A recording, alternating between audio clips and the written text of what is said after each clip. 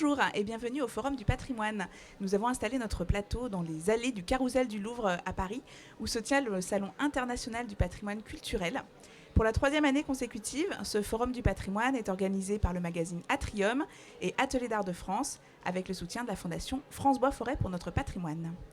Cette dernière émission de la journée est consacrée au chantier de Notre-Dame, à la charpente, restaurée à l'identique en ce moment même.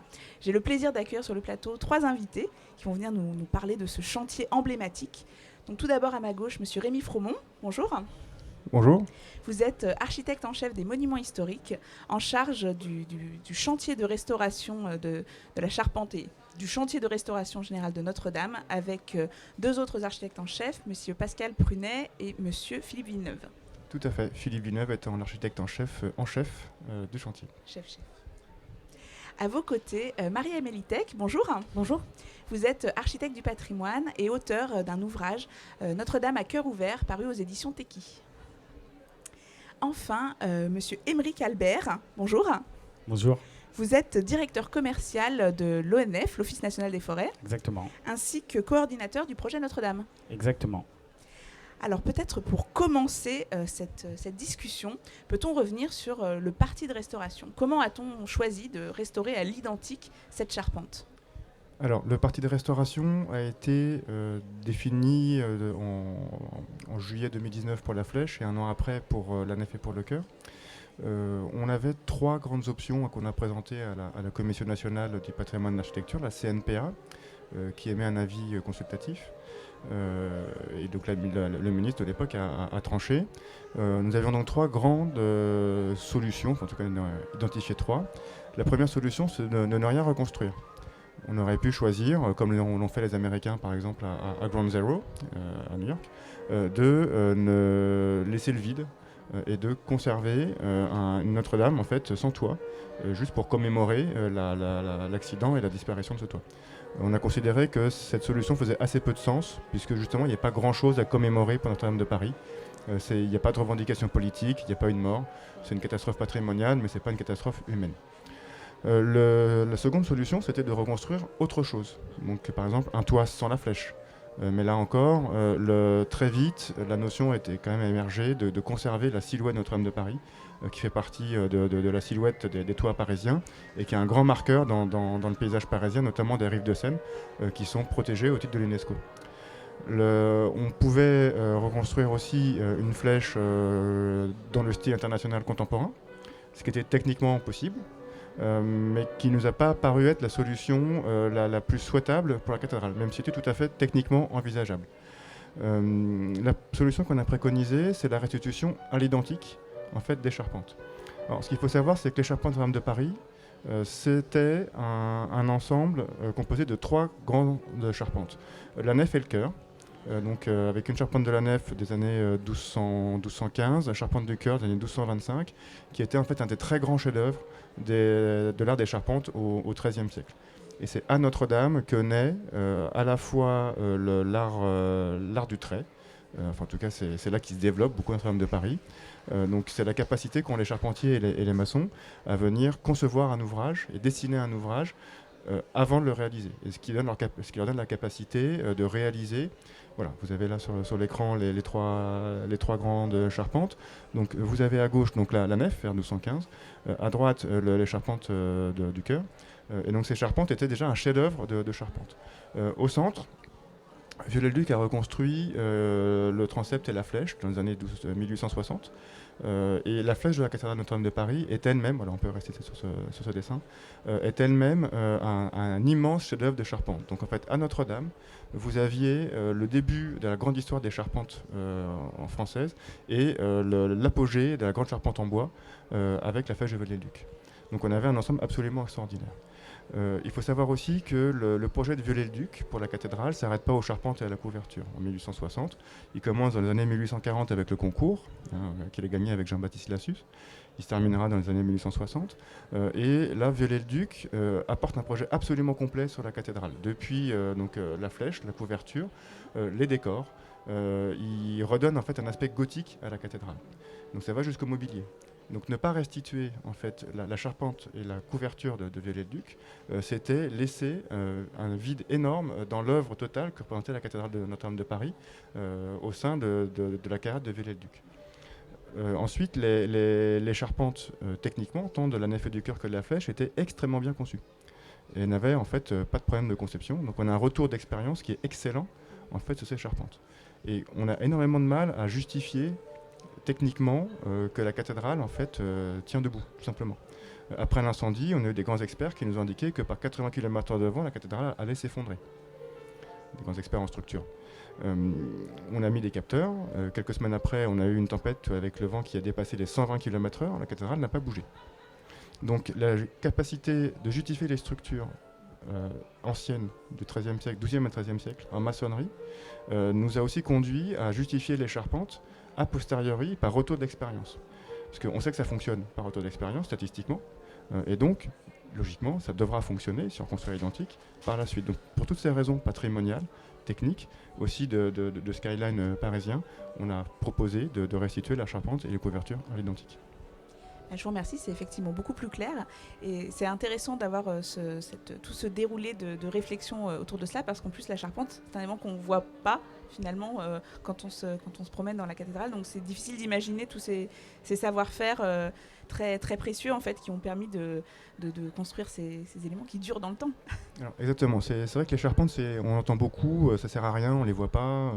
Alors on avait regardé aussi ça, c'est-à-dire que qu'est-ce qu'on veut en fait pour Notre-Dame de Paris? C'est quoi la valeur patrimoniale en fait de la cathédrale? Et en fait, les charpentes de Notre-Dame de Paris sont un marqueur historique, enfin sont des marqueurs historiques au XIIIe et au XIXe siècle. Donc elles ont une très très forte valeur patrimoniale. C'est pas parce qu'on les voit pas qu'elles n'ont pas de valeur. On aurait pu très bien reconstruire les charpentes de la nef et du chœur avec deux fers HEA de 240, 120 mm de haut, et un bac acier par-dessus. Voilà, ça coûtait 100 fois moins cher. Mais est-ce que c'est ça qu'on veut pour Notre-Dame de Paris? Je pense que pour un monument aussi insigne, il faut qu'on donne le meilleur pour ce monument. Et on a considéré que si on ne restituait pas les charpentes, en tout cas des charpentes d'une très très grande qualité, on allait dégrader la qualité patrimoniale de l'ensemble de l'édifice. Donc c'est aussi ce qui a guidé ce choix. Alors partant de là, une fois qu'on sait ce qu'on va faire, est-ce qu'on a les savoir-faire? Comment est-ce qu'on a choisi les bois? Qui intervient? Alors, il faut évidemment, pour restituer une charpente comme ça, qu'on remplisse un certain nombre de conditions. D'abord, il faut la connaître. Donc il faut qu'on ait une connaissance très fine et qu'il faut qu'on ait des sources suffisantes pour restituer identique. Donc ça, heureusement, c'est ce qu'on voit là. On avait une documentation extrêmement abondante, tant pour la nef que pour le chœur, que pour la flèche de Viollet-le-Duc.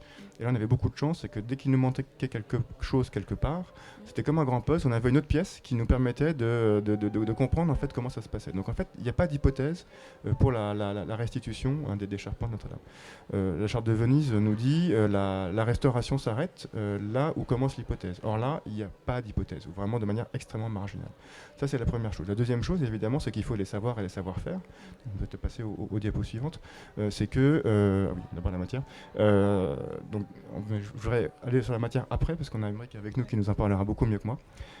Donc, il faut les savoirs et les savoir-faire. On a aujourd'hui des charpentiers en France qui sont extrêmement compétents et qui ont gardé justement toute cette chaîne des savoirs, et on va reparler après, je pense, de la chaîne des savoirs avec Émeric, toute la chaîne des savoirs depuis le XIIIe siècle jusqu'à aujourd'hui. Donc on a encore les techniques conceptuelles et les techniques pour réaliser l'ouvrage qui existent et qui sont toujours pratiquées.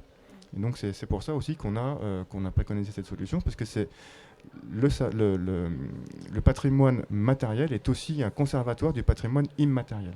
Et donc restituer identique, ça permettait aussi de conserver et de développer ce patrimoine immatériel. Évidemment, il fallait de l'argent, donc heureusement avec les dons, on avait l'argent qu'il fallait, nous l'avons toujours d'ailleurs, et il fallait évidemment le matériau. Et donc là, je vais me tourner vers Émeric, parce que pour reconstruire Notre-Dame, il faut environ, donc l'ensemble des charpentes, il faut environ de 2000-2500 chaînes pour pouvoir reconstruire ces charpentes. C'est des chaînes très spécifiques qu'on ne peut trouver que dans des forêts qui sont conduites par l'homme. Donc là, je pense que Émeric, tu expliqueras beaucoup mieux que moi la futaie régulière, par exemple. Oui, tout à fait. Donc pour nous, le projet a débuté en janvier 2021, où les architectes Rémi et ses équipes nous ont communiqué les débits, les sciages attendus. Et au vu de la dimension de certaines pièces qui étaient assez standards On s'en est pas trop occupé tout de suite. On a envoyé les équipes chercher ces bois-là. Et puis pour quelques pièces, on va dire une centaine de pièces, je crois 80, qui avaient des tailles, des formes assez exceptionnelles, on a mobilisé nos équipes pour aller dans des forêts très particulières où on avait une chance de trouver des arbres qui répondent aux attentes des architectes. Donc c'est des arbres alors je vous rassure, on les a tous trouvés. Ça représente 2500 chênes, sachant qu'on en coupe 2 millions tous les ans. Et que les arbres qu'on a coupés pour Notre-Dame, c'est des arbres que de toute façon on aurait coupés en 2021 ou en 2022. Donc on n'a pas coupé d'arbres pour Notre-Dame, on n'a pas sacrifié des arbres pour Notre-Dame. De toute façon, on les récoltait cette année-là. Donc on a lancé la recherche. Donc on a trouvé des arbres de 250 ans. C'est le fruit de 15 générations de forestiers. Donc on a la chance d'avoir une sylviculture, une gestion de la forêt à la française qui a débuté sous Colbert, sous Louis XIV. Qui a décidé d'essayer de mettre en place une culture forestière pour faire des grands arbres, pour faire des grands mâts de bateaux, pour avoir des grands bateaux, pour essayer de vaincre les Anglais plus facilement.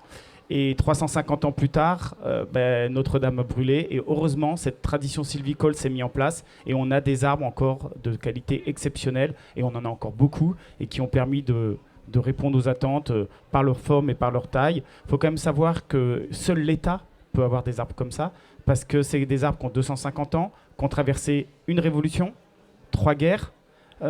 Donc heureusement qu'il y a la puissance étatique pour dire ces zones-là, on ne les touche pas, elles sont préservées et on garantit la gestion sylvicole pour que le jour où on a besoin d'arbres de cette qualité-là, pour un patrimoine, pour n'importe quoi, finalement, on peut les avoir et on sait le faire. Et nous, finalement, mes collègues qui sont investis sur le projet, on est un peu les chanceux qui récoltons le travail de nos anciens, qui le mettons à disposition des charpentiers, des architectes. Et puis, nous, on va continuer le travail. C'est-à-dire que quand on a coupé les grands arbres, c'est surtout pas une fin pour nous. C'est 2 débuts de nouvelle vie. Le début de la vie de l'arbre qui va aller dans Notre-Dame, j'espère pour longtemps. Et puis, en fait, quand on coupe les grands arbres, c'est parce qu'il y a tous les petits qu'on voit pas, qui font 10 cm, mais il y en a plusieurs millions. Et ils sont prêts à prendre le relais pour que dans 250 ans, nos successeurs, ils aient encore des bois aussi exceptionnels. Donc c'est comme ça qu'on s'est mobilisé et ça continue encore puisque maintenant on est dans la phase de la charpente médiévale et les collègues se mobilisent très fortement parce qu'ils sont heureux et fiers de participer à ce projet-là.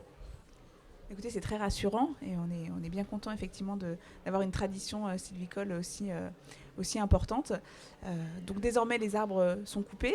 Est-ce qu'il faut les faire sécher avant de les mettre en œuvre ?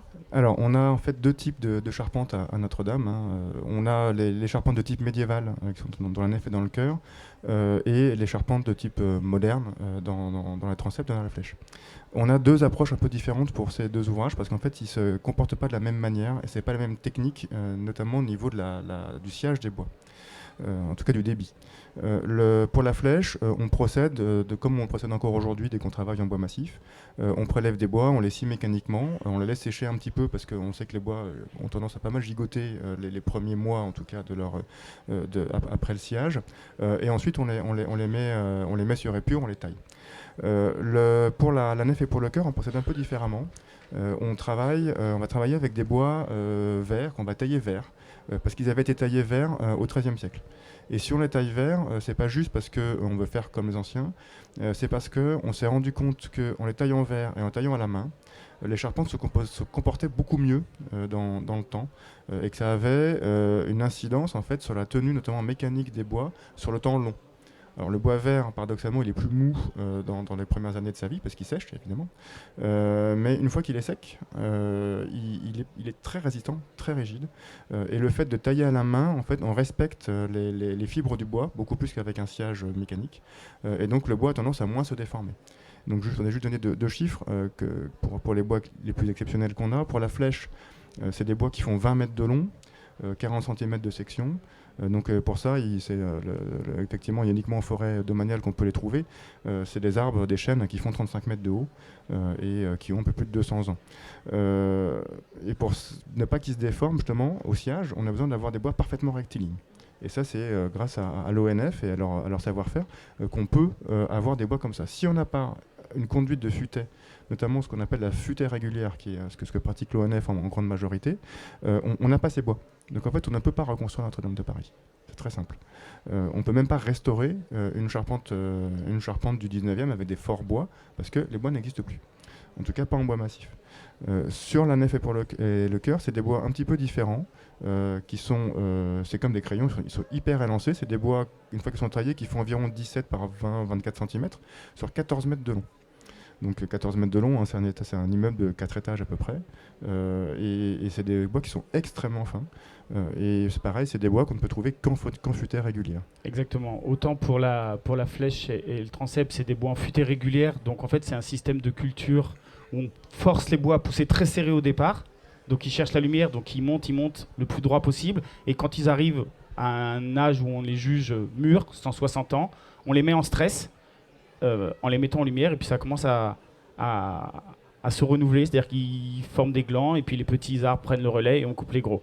Et donc pour la flèche, c'était les arbres mûrs, c'est-à-dire que c'était les derniers arbres qu'on coupait, d'ailleurs on les voit sur les images, mais c'est les derniers arbres qu'on coupe.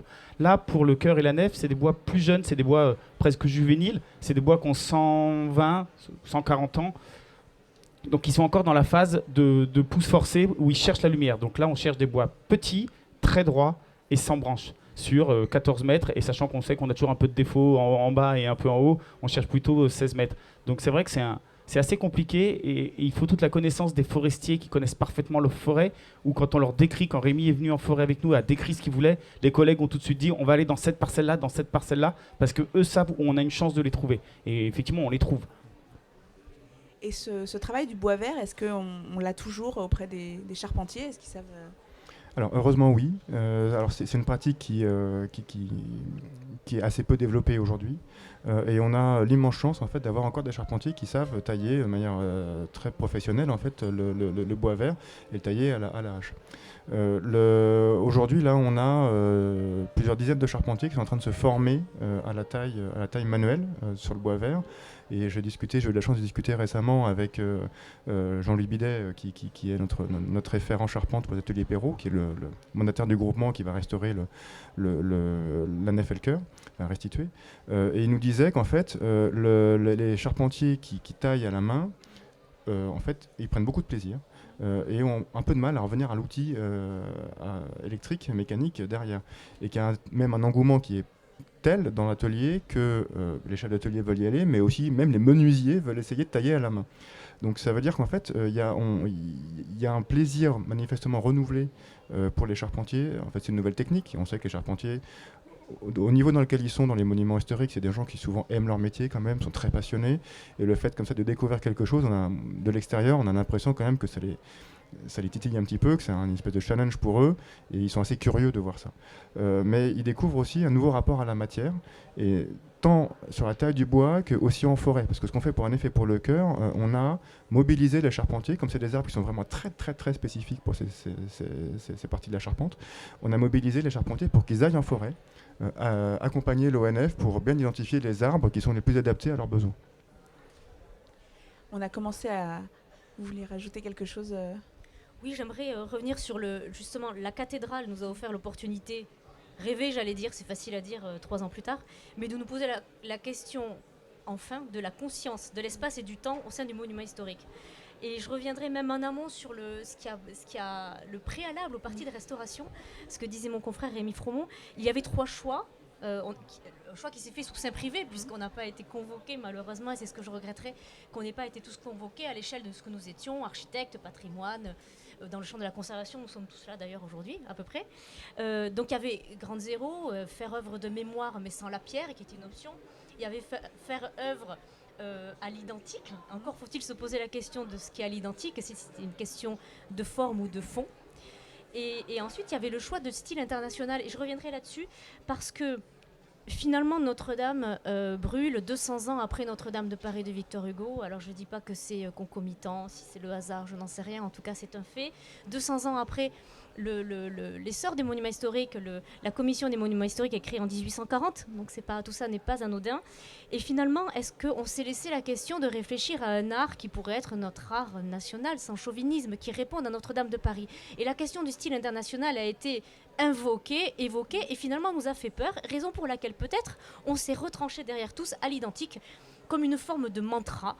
À l'identique, on s'est dit tous à l'identique entre nous, comme pour repousser le maléfice de la piscine sur le toit, parce que c'était quand même ça qui nous pendait au nez. On s'est dit, si on se dit à l'identique, au moins il n'y aura pas d'autre choix que que de faire comme avant, et avant c'était bien. Il y avait peut-être une quatrième solution qui aurait pu se poser, c'était faire engendrer une forme de notre temps, qui ne soit pas une forme internationale et qui est de toutes les modes, mais pas forcément de la nôtre, et qui réponde aux enjeux du présent, qui sont tout autres encore, peut-être. Ça ne veut pas dire qu'il n'y ait pas de bois, ça ne veut pas dire qu'il n'y ait pas de béton, ça ne veut pas dire qu'il n'y ait pas d'humain, qu'il n'y ait pas de matière, mais qui serait une forme qui nous réponde, et qui réponde à la question exceptionnelle de la cathédrale de Notre-Dame de Paris en 2022, qui n'est pas la cathédrale Notre-Dame de Paris au XIIIe siècle aussi. Mais ça supposait du temps long, la conscience de l'objet, et peut-être aussi élargir le débat qui s'est tenu sous sein privé dans des hautes sphères, et j'imagine à un niveau extrêmement exigeant, mais à l'élargir à toute la profession.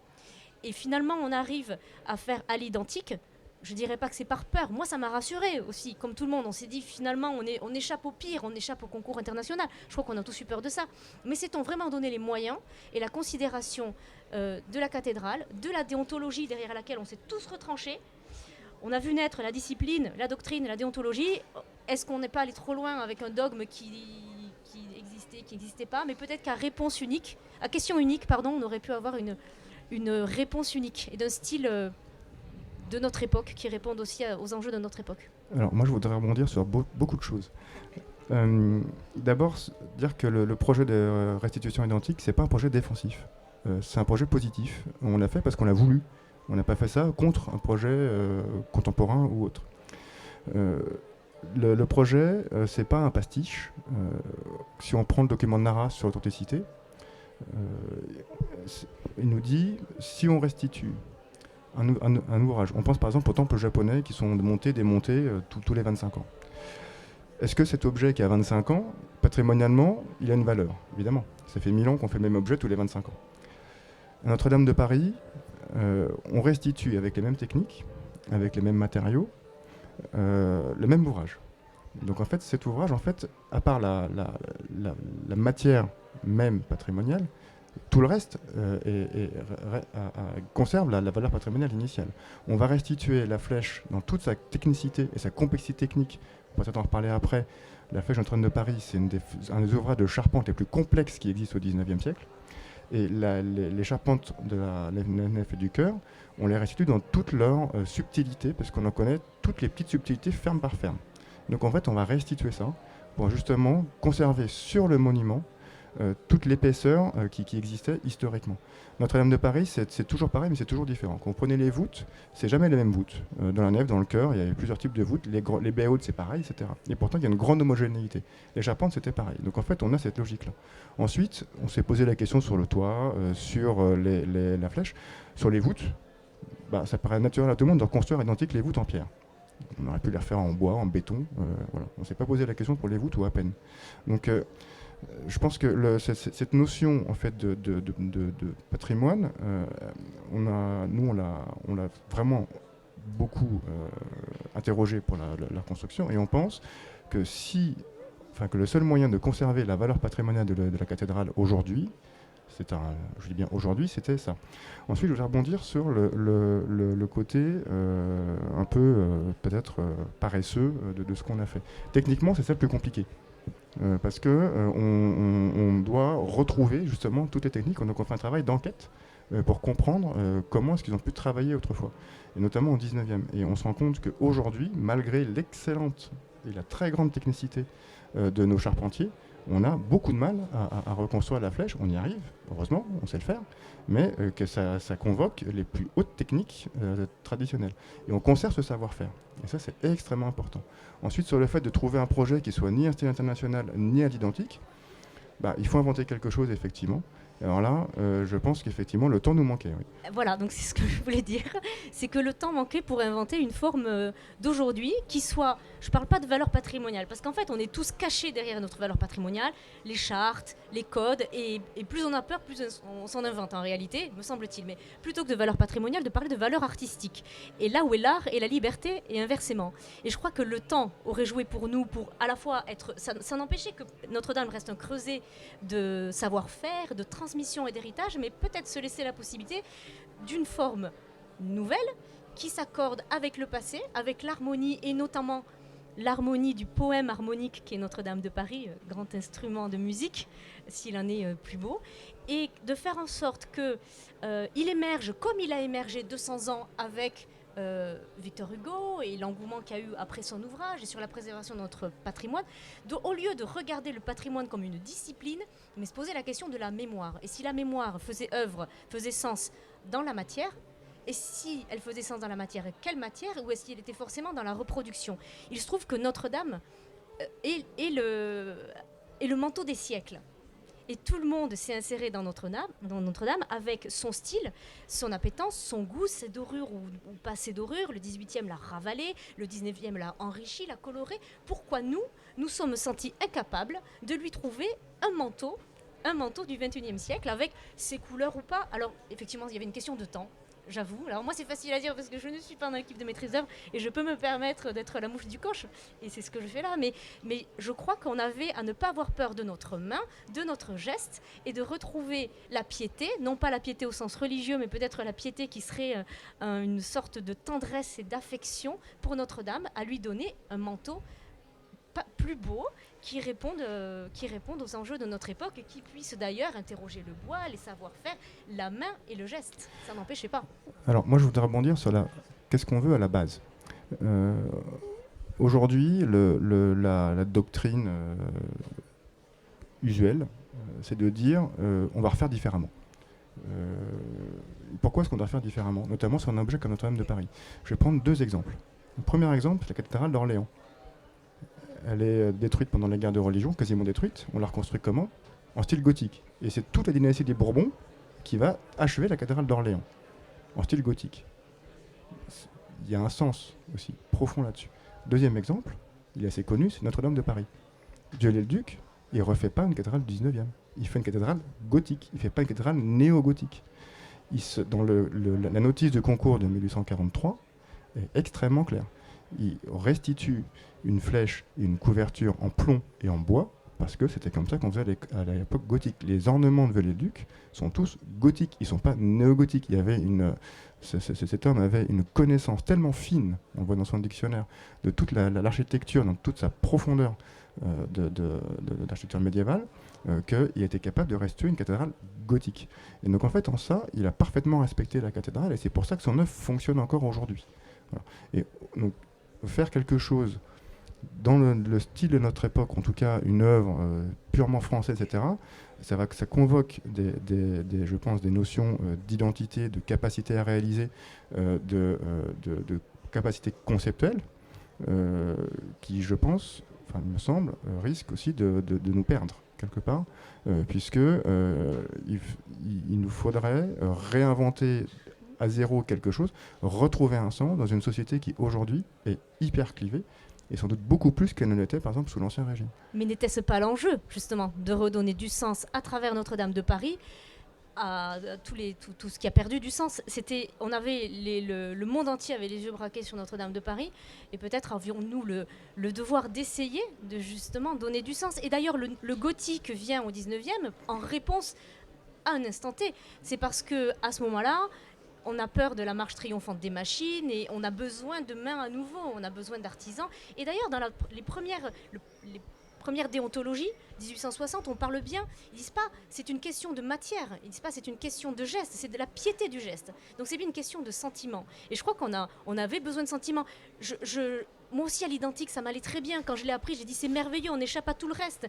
Mais finalement, 1 an plus tard, parce que je crois que c'était en mars dernier, est-ce qu'on n'a pas perdu une occasion de nous poser la question collectivement, c'est-à-dire qu'il fallait s'inscrire sur un temps long. C'est sûr que dans le temps de 2024, c'était impossible, mais tout ce que nous sommes, une équipe de maîtrise d'œuvre, des gens, la société, le monde, comme ils l'ont fait au 19e, c'était un débat d'ailleurs qui dépassait largement la chaire de Notre-Dame de Paris. C'était un débat dont tout le monde se saisissait, se posait la question, nous, de ce que nous avons à faire de la cathédrale du monde et du toit du monde, parce que c'est le toit du monde qui a brûlé. Est-ce que la seule option était, alors dans le temps nous avions effectivement à l'identique nous donner au moins l'avantage d'avoir le modèle, mais je trouve que se réinventer à Notre-Dame de Paris, ou en tout cas donner du sens à ce que nous faisons tous, aurait pu être une formidable opportunité. Oui, mais Notre-Dame de Paris, ce qu'on fait, c'est plus que reproduire un modèle. Je crois justement que on retrouve cette notion de, comme tu viens de le dire, de piété du geste. C'est-à-dire que ce qu'on construit nous se concentre sur le chantier. Depuis la sécurisation et jusqu'à aujourd'hui, c'est une ferveur. On ne parle pas de foi, en tout cas pas au sens forcément religieux, mais en tout cas il y a une ferveur sur ce chantier. Et ça c'est lié à l'objet Notre-Dame de Paris. On retrouve souvent quand même quelque chose dans les monuments historiques qui y ressemble, mais jamais à cet échec. Enfin, en tout cas moi j'ai jamais senti. Donc le Notre-Dame de Paris, je pense que ce qu'on fait c'est éminemment moderne. Parce qu'on remet au cœur et au centre du projet, non pas la technique, non pas des concepts plus ou moins complexes, plus ou moins éthérés. On remet au cœur le savoir-faire de l'être humain et sa capacité à réaliser des choses avec des moyens qui finalement sont assez limités. Et je pense qu'aujourd'hui, quand on parle de développement durable, quand on parle de retrouver des valeurs, là on est au cœur de la matière. Et on travaille avec la matière, on le voit avec Émeric, on travaille au plus près de la matière. On fait un choix sur les bois, tant pour la flèche que pour la nef et pour le chœur, où on est au plus près de la matière pour qu'il y ait le moins de pertes possible. Voilà. Et les hommes qui travaillent, hommes et femmes qui travaillent sur ce projet, sont au niveau, je dirais, maximal de l'excellence et forment les générations qui vont venir plus tard pour pouvoir justement entretenir notamment l'autre patrimoine autre que Notre-Dame de Paris. Et on retrouve en fait ça, en fait on est en plein, je pense, dans une espèce de petite révolution qui est en train de se faire au niveau social, environnemental. Et je pense que Notre-Dame là-dessus est absolument exemplaire.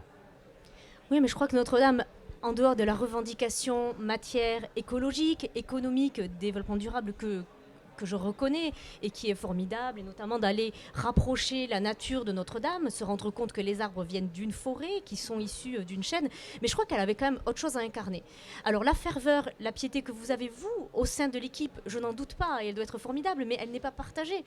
En réalité, elle n'est pas partagée en dehors de votre équipe. C'est-à-dire que moi, qui suis observatrice, je n'ai pas accès. Et je pense que les gens qui se sont émus devant leur téléviseur il y a 4 ans n'ont pas accès non plus à cette ferveur-là, qui aurait dû peut-être rejaillir et se répandre aussi à l'extérieur de la palissade. Cet acte de foi n'est pas qu'un acte dans la matière. Et d'ailleurs, le geste, c'est un aller-retour, me semble-t-il, entre la matière et l'esprit. Et il me semble que l'esprit pourrait être convoqué à nouveau pour revenir au sujet, au vrai sujet d'une cathédrale. On n'est pas en vase clos à Notre-Dame, on rencontre énormément de monde. On parle de centaines, de milliers de personnes en fait, qu'on rencontre autour de ce chantier. Je ne sais pas, Aymeric, tu as mobilisé combien de personnes à l'ONF ? Moi je dirais que c'est 300, 400 personnes, entre les bûcherons, les collègues de l'ONF, les maires, les élus des communes qu'on a sollicités, les propriétaires privés. Alors c'est pas moi, c'est mes collègues experts forestiers, mais oui, le monde forestier s'est mobilisé, c'est plusieurs milliers de personnes au total, je suis sûr. On a aussi évidemment donc tous les donateurs, on a toutes les entreprises, on a l'ensemble des intervenants autour du chantier. Je pense même notamment par exemple aux gardiens. C'est des dizaines de personnes à chaque fois. Donc en fait, ce chantier, c'est un chantier quand même très important qui mobilise beaucoup d'énergie et beaucoup de monde. Maintenant, c'est vrai qu'on a un délai qui est très court, donc on ne peut pas rayonner à l'extérieur autant qu'on le voudrait. On essaie de le faire, comme aujourd'hui par exemple, mais on ne le fait pas autant qu'on le voudrait, et ça c'est vrai que c'est quelque chose qui est dommage, et c'est donc aussi lié au manque de temps qu'on a pour le faire. Après, on aura toute notre vie pour faire rayonner Notre-Dame de Paris, je pense, et expliquer ce qu'on a fait, et venir, et les gens pourront surtout venir découvrir directement la cathédrale. Ouais, mais elle sera terminée. Je trouve dommage, alors qu'on parle de formation, de transmission, de métier manuel, qu'on oppose malheureusement au métier intellectuel d'ailleurs, ce qui est fort dommage, mais on avait là le lieu.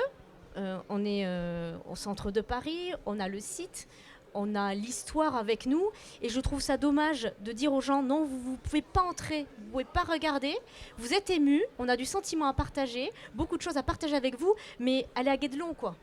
Je trouve ça... Non mais c'est quand même un peu la réalité. J'étais aux journées du patrimoine à Notre-Dame, sur le parvis, avec mon petit garçon qui voulait tailler des pierres. En fait, il y en avait une pour 4. Et Et après, je regardais les chiffres. C'était 21 000 personnes. Je suis ravie.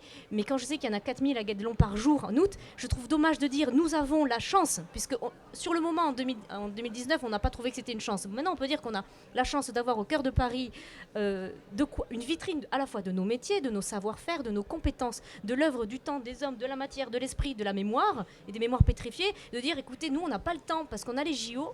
Et on est pris dans une forme de planning qui nous pousse en avant, un rétro-planning qui nous mange par l'autre bout, et on ne peut pas vous montrer ce qu'on a de plus beau. Et je crois que Notre-Dame avait cette vocation et la mission, en tout cas, de nous questionner et de nous amener à voir ce que nous avions de plus beau.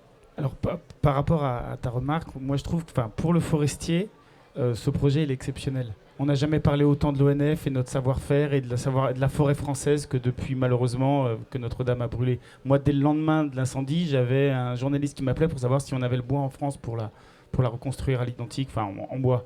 Et quand on a abattu les premiers arbres, on a eu la presse du monde entier qui est venue. On a expliqué la futaie régulière. Rémi, maintenant, tout à l'heure, tu as parlé de la futaie régulière. Qui connaissait la futaie régulière il y a ne serait-ce que 3 ans Oui, les forestiers. Mais pour nous, le forestier, on dit souvent « vivons heureux, vivons cachés ». Et là, pour une fois, on vient voir ce qu'on fait et on est fiers de montrer ce qu'on fait. Et puis, autre point qui est très important pour moi dans le projet, et ça on le fait souvent avec les charpentiers et les architectes, c'est quand on est devant un arbre, alors l'architecte le voit avec ses yeux d'architecte, oh il est beau, il est droit, le charpentier dit oh il va être facile à tailler, puis le forestier dit oui mais ça c'est mon arbre que je veux garder pour dans 100 ans. Donc celui-là, non, vous y toucherez pas. Et finalement, les 3 métiers se rapprochent.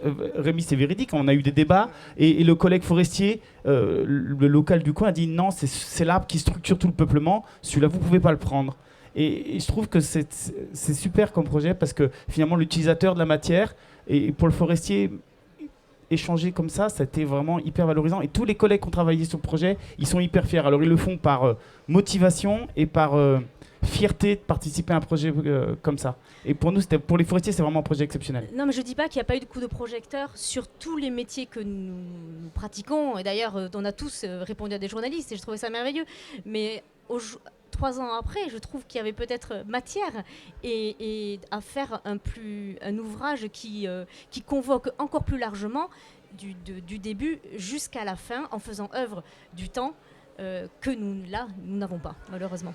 Je vous remercie pour ces échanges extrêmement vifs sur la restauration de Notre-Dame, parce qu'en fait, moi, en vous écoutant, je trouve ça passionnant de voir la communauté des maîtres d'œuvre du patrimoine, architectes du patrimoine, architectes en chef, se rencontrer sur ce sujet qui est de la déontologie un peu pure. Et en fait, ça fait du bien de vous entendre échanger à bâton rompu là-dessus, parce que finalement, c'est vrai. Cet épisode de Notre-Dame nous le rappelle, finalement, peut-être qu'il n'y a pas tant d'occasions que ça de pouvoir vraiment échanger là-dessus. Et alors vraiment, je vous en remercie. Je pense que nous allons briser là. Pour le sujet de Notre-Dame, j'aurais envie de faire une 2e émission, peut-être un volume 2. J'espère que vous serez là. Merci à tous les 3. Je vous invite en tout cas à venir écouter cette émission, retrouver cette émission sur notre plateforme, ainsi que toutes celles du Forum du patrimoine qui ont été tournées pendant 3 jours, sur le site d'Atrium, mais aussi sur le site d'Ateliers d'Art de France et la Fondation France Bois Forêt pour notre patrimoine. Merci et à bientôt.